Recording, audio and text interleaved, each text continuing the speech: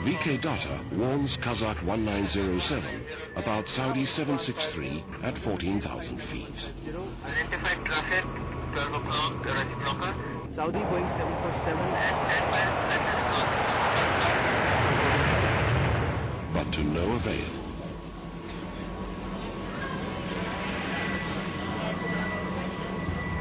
At 6:40 p.m., the seemingly impossible happens.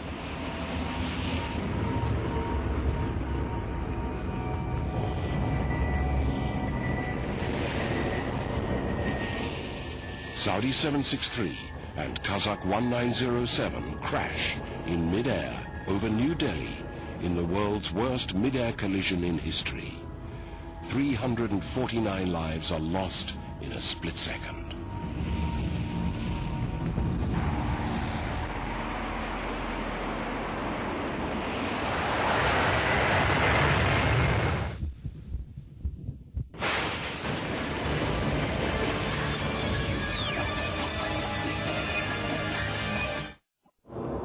A Kazakhstan Airlines jet carrying 27 passengers and a Saudi Arabian Airlines Boeing 747 carrying 289 passengers crash in mid-air over the northern Indian state of Haryana.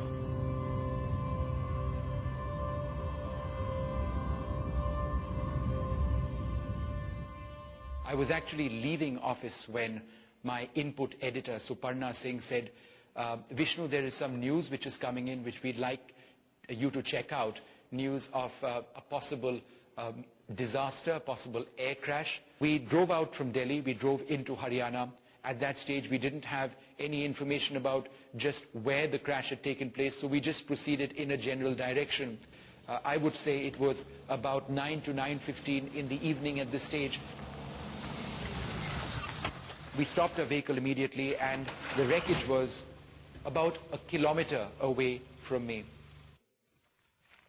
And as one kept walking, I realized all around me there were clumps. What I thought was cow dung. And it wasn't too long, perhaps just a few seconds, when I realized that, look, maybe these clumps these clumps aren't manure at all, that perhaps this could be debris or perhaps it could be something else. And I immediately told Tulsi, my camera person, to switch on his camera light. Switch on the light. And immediately we saw all around us, we saw dead bodies all around us. Within a few moments of actually switching on our camera light, we realized that there was no question of any survivors. The Saudi Boeing 747, the Kazakh Ilyushin 76 aircraft, there was no part of the fuselage of the aircraft which was intact. Everything had been obliterated. There were dead bodies all around. It was abundantly apparent that there was no one who would survive this. When this incident happened, I was 7 years old. For the next couple of years, I kept thinking she'll come back. They have gone to get my son. He's hurt, but he'll be back. He'll be back. I could only find the passport of my eldest son. It took a second for everything to be destroyed.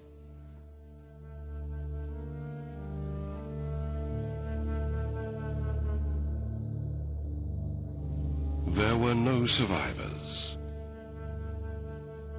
349 lives are lost in a split second in the world's worst mid-air collision in history.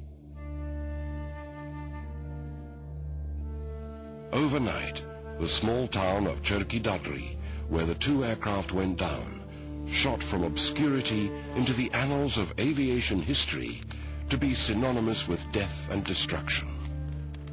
Forever.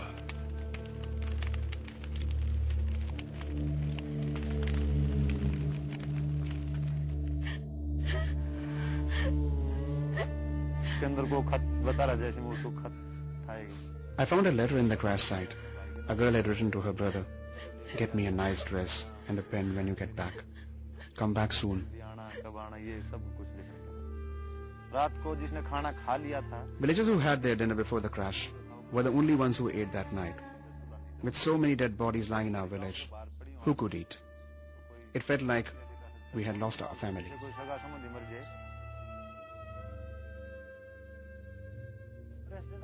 Relatives came looking for their people. They asked us to help, but how could we identify them? They were beyond recognition. Some of them couldn't speak. Their pain was evident.